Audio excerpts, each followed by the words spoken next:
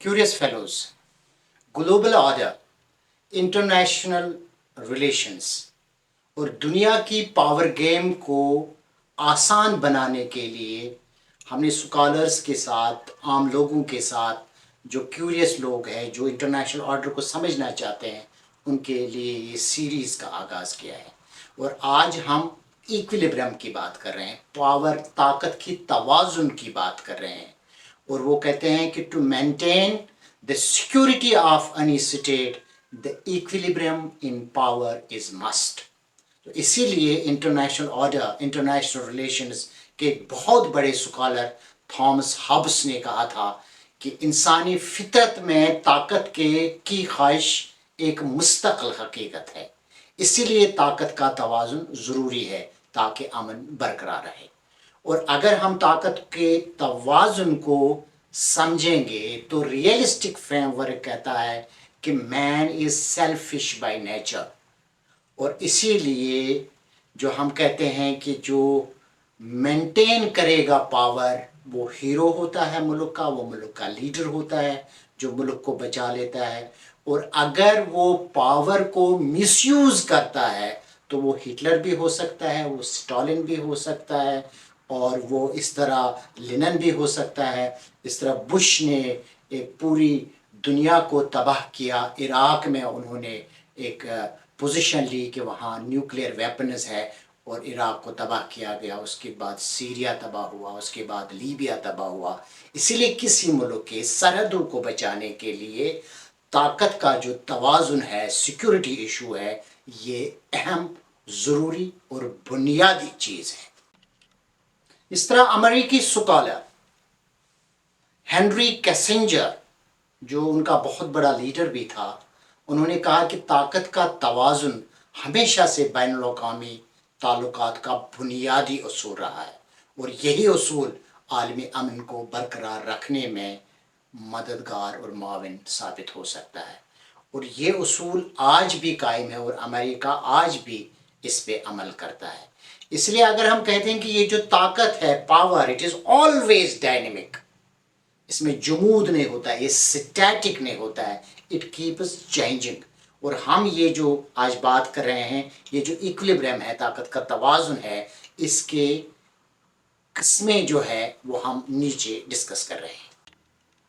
तवाज़ुन की पहली किस्म है स्टैटिक इक्विलिब्रियम। ये ऐसी हालत है जहां रियासत या मुल्क में तमाम अंदरूनी और बैरूनी अवामिल मुकम्मल पीस में है और अगर कोई नुमायां तब्दीली या तहरीक नहीं होती तो अमन देर पा बहाल रखा जा सकता है। ये फेलोज़ में आपको इस मिसाल से आपको समझा दूंगा कि स्विट्ज़रलैंड जो है ये हमेशा गैर जानिबदाराना खारजा पॉलिसी पे अमल दरामद रहा। इसी वजह से ये world war first, world war second में एंगेज नहीं हुआ और इसीलिए किसी बड़ी आलमी जंग का ये हिस्सा भी नहीं रहा और जिसकी वजह से मुल्क में बैरूनी और अंदरूनी ताकतों से उसे कोई बड़ा ख़तरा लाहक नहीं हुआ और इसी वजह से वहाँ यूनाइटेड नेशंस के मेजॉरिटी ऑफ ऑफिस कायम हैं। और गैर जानिबदार रहना स्टैटिक इक्विलिब्रियम की सबसे बड़ी मिसाल है, लेकिन उसके लिए भी अवामिल जो है, उसके लिए जो डायमेंशंस है, उसके लिए जो मुहरिकात है, वो चेंज होते रहते हैं। दूसरे इक्विलिब्रियम को हम कहते हैं डायनेमिक इक्विलिब्रियम। यहाँ जो रियासत होती है वो मुसलसल हरकत में रहती है और इससे वो मुख्तलिफ आलमी या इलाकाई मामला में वो रियासत अपना लोहा मनाने की कोशिश करती है। लेकिन ये डायनेमिक इक्विलिब्रियम अगर कंट्रोल में न रहे और अगर जिस तरह अमेरिका इस वक्त दुनिया में बहुत सारे मामलात, बहुत सारे तनाज़ात में जो है वो एंगेज रहता है, उसका एक की प्लेयर होता है, लेकिन यही अगर हम दूसरा देखेंगे कि चाइना जो राइजिंग पावर है, उसने पहले अपनी इकोनॉमी को बूस्ट किया और अब वो भी कोशिश करता है कि उसका जो इक्विलिब्रियम है, उसका जो आलमी तनाज़ात में जो उसकी मुदाखलत है, वो अब धीरे धीरे शुरू कर रहा है। इसीलिए उन्होंने جو ہے عراق کو اور ایران اور سعودی عربیہ کو مفاہمت کرانے کی کوشش کی. فلسطین میں انہوں نے وہاں جو مزاحمتی تحریک کے مختلف لوگ ہیں ان کو اکٹھے بٹھانے کی کوشش کی. اور عالمی تنازعات میں اب جو ایمرج پاور ہے وہ دھیرے دھیرے آ رہا ہے. ڈائنامک ایکولیبرم میں ہم یہ دیکھتے ہیں کہ ریاست مسلسل حرکت میں رہتی ہے اور یہاں سٹیٹک جمود نہیں ہوتا. اور یہاں جو پاور ہوتا ہے اس کی جو حرکت ہوتی ہے، مومنٹ ہوتی ہے، وہ بیلنسڈ ہوتی ہے اور قابو میں رہتی ہے. اور اس کی سب سے بیسٹ مثال یہ دی جا سکتی ہے کہ جب 20 اکتوبر 1962 کو شروع ہوئی پاکستان انڈیا اور چین کی جنگ شروع ہوئی، تو وار کے 21 دن کے بعد چائنا نے اچانک اپنا فوج ان سرحدوں سے واپس بلایا اور جنگ بندی کا اعلان کیا. تو یہ اس صورتحال کی گماز ہے کہ چائنا کو لگ رہا تھا کہ وہاں جو ایکولیبرم ہے بٹوین ٹو کنٹریز، اس وقت چائنا اتنا پاورفل نہیں تھا اور انڈیا بھی اتنا قوی نہیں تھا، لیکن وہ جو ایکولیبرم تھا پاور کا، جو توازن پاور کا تھا، وہ چائنا کو لگا کہ وہ توازن برقرار ہو گیا اور مجھے اپنے سرحد پہ واپس آنا چاہیے.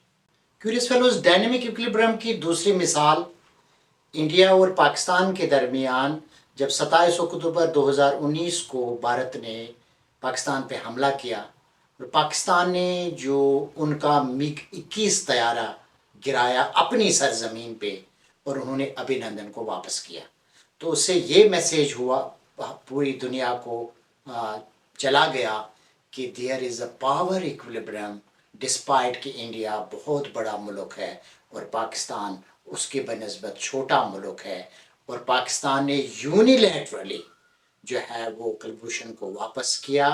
اور اس اسٹریٹجک میسیجنگ کے ساتھ کہ پاکستان کے ساتھ وار نہیں ہو سکتا اور وہ جو ایکولیبرم ہے پاور کا وہ مینٹینڈ ہے، اور اسے ڈی ایسکلیشن ہوا اور پاک بھارت جنگ ہوتے ہوتے بچ گیا. ایکولیبرم کی تیسری جو کیفیت ہے وہ ہے سٹیبل ایکولیبرم. یہ توازن کی وہ حالت ہے جہاں ریاست کو اگر کوئی بیرونی دباؤ یا مداخلت محسوس ہو یا اس کو یہ لگے کہ ہم اصل پوزیشن پہ ہمیں واپس آ جانا چاہیے یا جنگ کو ڈی ایسکلیٹ کرنا چاہیے اور ایکولیبرم موجود ہوتا ہے. فار ایگزامپل امریکہ اور رشیا کے درمیان ایک ایکولیبرم موجود تھا اور اسی وجہ سے سرد جنگ کی مثال دی جاتی ہے کہ امریکہ نے کبھی بھی وار کو ایسکلیٹ نہیں کیا اور جنگ کو ایک خاص تناظر میں، ایک خاص ڈائنامکس میں کنٹرول میں رکھا. انسٹیبل ایکولیبرم وہ ہے کہ جہاں پیرٹی ہوتی ہی نہیں ہے دو پاورز کے درمیان. امریکہ اور عراق کے درمیان کوئی پیرٹی نہیں تھی، اور اس طرح وہ جو عراق نے اپنی کوشش کے باوجود وہ ایکولیبرم کو کسی بھی سطح پہ سسٹین نہیں کر پایا. اسی وجہ سے اگر ہم اس کو اور بھی مثالیں دیں گے کہ امریکہ اور لیبیا کے ساتھ جو ہوا تو تباہ ہو گیا. اسی طرح رشیا کے سپورٹ کے باوجود سیریا اپنے آپ کو نہیں بچا سکتا.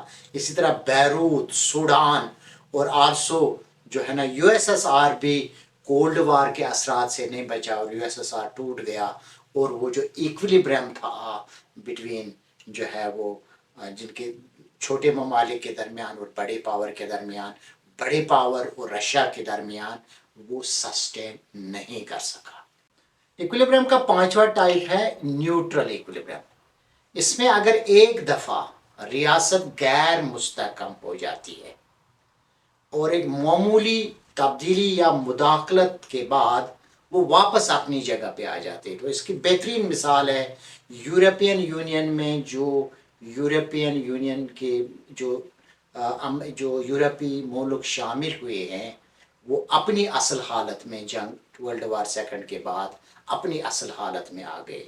اور اسی لیے نیٹو ایک پروٹیکشن ہے، اور یہی وجہ ہے کہ جب موجودہ یوکرین نے بھی کوشش کی تھی کہ وہ ایک न्यूट्रल इक्विलिब्रियम में आ जाए एक बड़े फ्रेमवर्क के साथ, ताकि वो पावर को मेंटेन करे अपनी एलाइज के साथ, लेकिन वो रशिया को मंजूर नहीं था। और यहाँ जो वो न्यूट्रल इक्विलिब्रियम उन ममालिक के लिए तो मेंटेन रहा जो ऑलरेडी नेटो में शामिल है, लेकिन उन ममालिक के लिए ये वबाली जान बन गया जो नेटो में शामिल नहीं है। फिर इस फेलोज अब हम नैश इक्विलिब्रियम की बात कर रहे हैं। तो जैन नैश एक मैथमेटिशियन था जिनको 1994 में नोबेल प्राइज मिला, और जैन नैश का 1950 का ये पीएचडी डिसर्टेशन था। उस पीएचडी का उन्वान, उसके प्रॉब्लम का उन्वान था non cooperative games. Nash expand Nash ने किया गेम थ्योरीज को। तो इस नैश में, नैश इक्विलिब्रियम में या नैश तवाजुन में वो हालत है जहां दो या दो से ज्यादा रियासतें अपनी हिकमत अमलियों को एक दूसरे के रद्द अमल के मुताबिक तरतीब देती है, और कोई रियासत अपनी हिकमत अमली को उस वक्त तक नहीं बदलती है जब तक दूसरी रियासत भी ऐसा न करे। और इसी वजह से यहाँ बेहतरीन मिसाल है इंडिया और पाकिस्तान के दरमियान। जहाँ इंडिया हो या पाकिस्तान हो, वो इंडिया के रद्द अमल के तौर पे अपनी पॉलिसी, अपनी स्ट्रेटजी को बदलती है।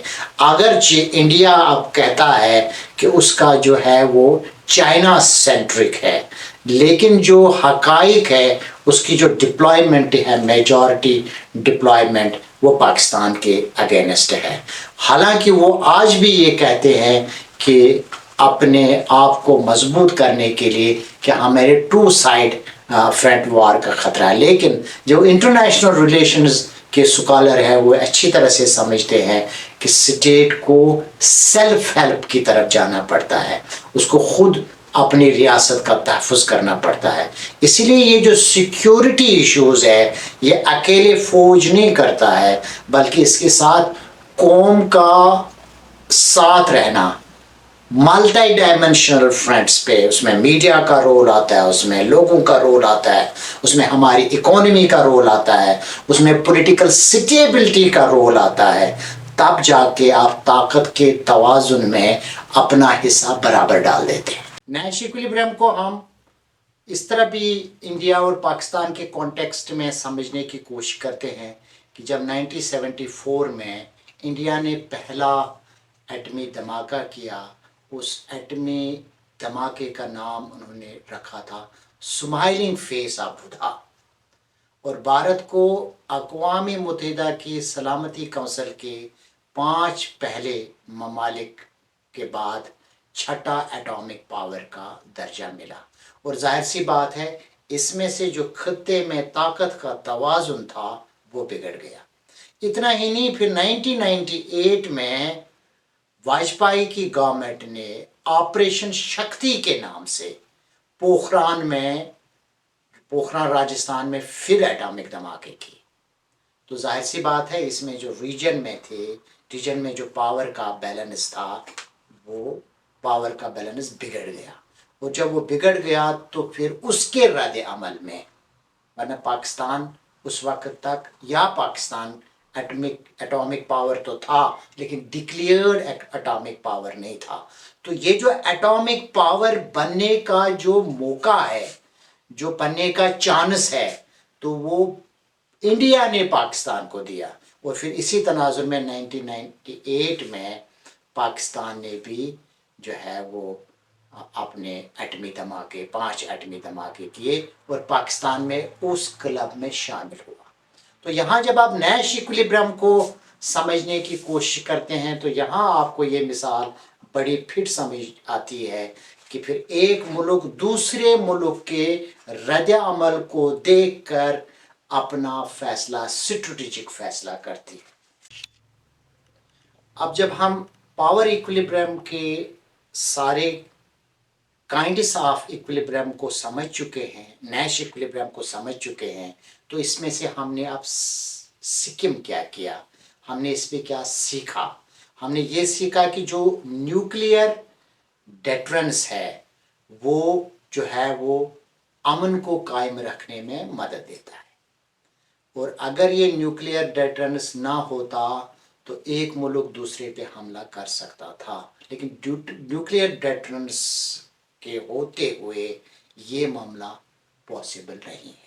اور اس طرح اگر ایک ملک حملہ کرے تو اس کے لیے اس کو ہم کہتے ہیں میڈ میوچولی ایشورڈ ڈسٹرکشن طے ہے. اسی لیے دونوں ممالک ایک دوسرے پہ حملہ نہیں کرتا. اور اس کو ہم یہ سمجھتے ہیں کہ جب آپ ایکویلیبرم کو مینٹین کرتے ہیں ملٹی ڈائمینشنل لیول پہ تو اب تو ڈیلیوری کا جو ہے وقت ہے. اب سونک، سپر سونک اور ہائپر سونک کا دور ہے، اور اس میں بھی پاکستان کو ڈیلیوری سسٹم میں ایکویلیبرم کو مینٹین کرنے کے لیے یہ ضروری ہے کہ وہ جو اس کی ٹیکنالوجی ہے اس کی وہ جو ہے وہ ٹیکنالوجی کو اپ گریڈ کرنا پڑے گا. اسی لیے ایکویلیبرم کو مینٹین کرنے کے لیے جو ریاستیں ہیں ان کو مسلسل ڈائنمک رہنا پڑتا ہے. جب ہم نیش ایکویلیبرم کی بات کر رہے ہیں تو اس میں یہ ہم سمجھ سکتے ہیں کہ کوئی ملک یک طرفہ طور اپنے نیوکلیئر ویپنز کو ختم نہیں کر سکتا، اور اسی لیے یہ ضروری ہے کہ وہ اپنے جو ان کے کانفلکٹس ہیں ان کو وہ ڈپلومیٹکلی طے کرے، کیونکہ neither India nor Pakistan can win the war, both have the nuclear weapons. اور یہ پاکستان بھی جانتا ہے اور یہ انڈیا بھی جانتا ہے. اور یہاں انڈیا کے لیے بھی یہ ضروری ہے، ڈسپائٹ کہ وہ ایک بڑی کنٹری ہے، ان کی پاپولیشن بڑی ہے، لیکن یہاں کوانٹیٹی کی بات نہیں ہے، یہاں کوالٹی کی بات ہے. اور وہ جو کوالٹی آپ مینٹین کرتے ہیں اس سے آپ کا جو توازن ہے وہ برقرار رکھتا ہے. اسی لیے جو اعتماد اور خوف کی بنیاد پہ آپ چیزوں کو آگے نہیں لے جا رہے ہیں وہ کبھی بھی اس لیول پہ آ سکتی ہے اگر کانفلکٹ ایسکلیٹ ہوا. اگر ہم ایکویلیبرم اور نیش ایکویلیبرم پہ تنقیدی جائزہ لیں تو اسکالرس کا ماننا ہے کہ انسانی فیصلے ہمیشہ منطقی اور معقول نہیں ہوتے ہیں، اور لوگ کئی عوامل کے بنیاد پر فیصلہ کرتے ہیں جو کہ توازن کے نظریے میں نہیں آتے ہیں. اس لیے یہ ضروری نہیں ہے کہ ایک وجہ ہو کسی بھی دو ملکوں کے درمیان تناؤ کی، اور وہ آپ اس وقت کی کنٹمپریری سچویشن کو دیکھ کے کرتے ہیں. نیش ایکویلیبرم کا دوسرا تنقید سکالرز کر رہے ہیں کہ بعض اوقات صرف ایکویلیبرم کو مینٹین کرنے سے ہی مسئلے حل نہیں ہوتے ہیں، آپ کو ملٹی ڈائمینشنل لیول پہ اعتماد سازی کو آگے بڑھانا ہوتا ہے. اور ایکویلیبرم مینٹین کرنے سے تو جنگ روک سکتی ہے لیکن کنفلکٹس حل نہیں ہوتے ہیں. یہ پاور ایکویلیبرم کی تیسری سب سے بڑی تنقید ہے. اور چوتھی تنقید اس پہ یہ بھی ہوتی ہے کہ انسانی نفسیات اور جذبات کو مد نظر رکھنا بھی ضروری ہے. مثلا جب انڈیا میں ایکسٹریمسٹ حکومت آئی تو انڈیا اور پاکستان کے درمیان حالات بگڑ گئے، ڈسپائٹ کہ اس سے پہلے بھی کشمیر کانفلکٹ تھا. لیکن اب ظاہر سی بات ہے جو ایک نیا رولر آیا ہے اس کی جو اپنی پالیسی ہے وہ طے کرتی ہے کہ دونوں ملکوں کے درمیان کیسا رشتہ ہونا چاہیے. لیکن اگر اسی طرح کی آپ ایک مثال اور بھی لیں گے کہ جو امریکہ اور روس کے درمیان تعلقات تھے، جو امریکہ اور چائنا کے درمیان تعلقات تھے، وہ پہلے بہت بہتر تھے. چائنا اور امریکہ کے درمیان ہیوج ٹریڈ تھا، وہ اب کشیدگی کا شکار ہوا، جس میں خود ٹرمپ نے کہا کہ ہمیں جو ہے وہ ٹیرف لگانا چاہیے اور اقتصادی وار جیتنا آسان ہے. اس طرح یہ جو ایکویلیبرم ہے اس ایکویلیبرم کو مینٹین کرنے کے باوجود بھی آپ جو ہے فرکشن یا کانفلکٹ کو نہیں روک سکتے. اس لیے جب آپ کوئی اتنا بڑا کانسیپٹ ڈسکس کرتے ہیں ورلڈ آرڈر میں تو اس کو آپ اور بھی فیکٹرز کے ساتھ جوڑ دیتے ہیں.